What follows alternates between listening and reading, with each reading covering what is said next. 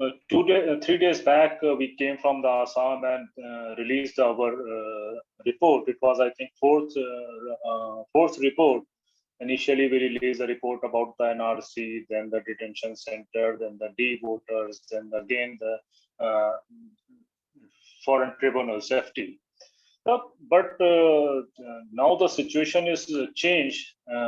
I think last 5 years of Assam's Bhajpa Sarkar, BJP government, Sonowal's BJP state government was the idea of NRC and all. But now they came up with a new idea, and everyone is talking about the photojournalist, the person who was Bania, and the person named Bijoy Bania who was jumping on the dead body, but no one is talking about the person who was behind that photojournalist, the police system, and the chief minister.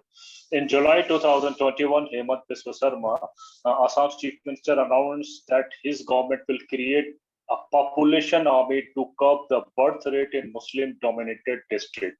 On September 2020, Upmanyu Hazarika, convener of the PBM, said in a press statement, it was the local indigenous who were made to suffer as their land were acquired for the agriculture project, and the encroachers remain undisturbed. However, those who are living in the land said they have been residing since 1965, since 1960, with their ancestors buying a small plot from the land from the local. The transaction took place without any paperwork. From the foregoing words, it was evident that Chief Minister of Assam, who has been entrusted with the constitutional responsibility of safeguarding his people's interests, is the one making a statement that validate and promote violence against the member of one community. Under that particular project in Darang district, under Guru Khoti agriculture project, as per pet scheme of the CM Sarma, eviction drive are being conducted in the most likely an experiment to remove encroacher from more than 77,422 bighas of the land in Guru Khoti under Sipajhar block in Darang district. As was mentioned by the Assam government in its budget this year, while the government has the authority to evict the encroachers, the reality is that BJP's anti-immigrant and anti-minority rhetoric has created distrust between state and Bengali Muslim population. These eviction drives need to be seen in a broader political context of the Assam government under Hemant Biswa Sarma using the pretext eliminating encroachment to target state's minority. 2 years ago, all families in the area had gone through a painstaking process of proving their citizenship, as Aman was telling at the time, for the National Register of Citizens. And they have made it to the final list for the citizenship register as well as. With the aim to resolve the issue of encroachment on the state land, the government issues permanent land title 2019 to the people who have lived in a particular piece of the government land for over 3 years at a stretch. But only indigenous families were eligible for this. Only indigenous families were eligible for this. This is perhaps the reason why evictions enjoy massive public support. Everyone was happy with this eviction, with this death, and they are saying they are outsiders, immigrants, and all and all. So because of this 2019 bill, which is saying that the indigenous will get that kind of the land. So everyone is happy with this.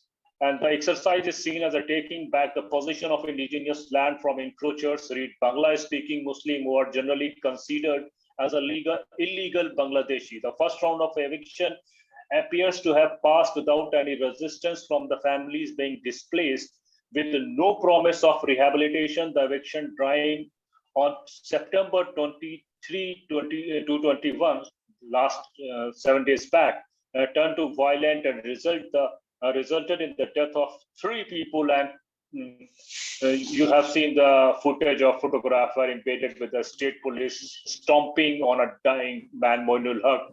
Moments after he was shot, it's more than a just breakdown of order. It's also signals a dangerous slide into sectarianism. Sheikh Farid, just 12 years old, was killed by police bullet during the eviction drive. Several other villages suffered gunshot wounds. The wounded villagers who were taken to the hospital soon after that incident in the Guwahati Medical College were not treated till September 27. Even after 6 days, everyone was carrying the bullet in their bodies. The doctors informed that no one from the government had approached them to inquire into what happened or compensate them for the treatment, which was very significant, is that the eviction were carried out even though the petition against eviction is pending in the High Court. At least 200 families from Dholpur, that particular area, moved to the Guwahati High Court against that eviction late last month. The government in the response filed an affidavit saying the settlers were on the government land. The eviction is in question came before the petition could file a reply. The police is in part blamed large mob for attacking them with a stick and a stone. Suddenly, over 100 people attacked the police party with a stick and a stone, same kind of the old story. We first fired tear gas, shell, rubber bullets to disperse them. When it didn't deter them, we have to fire live bullets in self-defense, said a police officer deputed at the eviction site, and everyone knew it very well.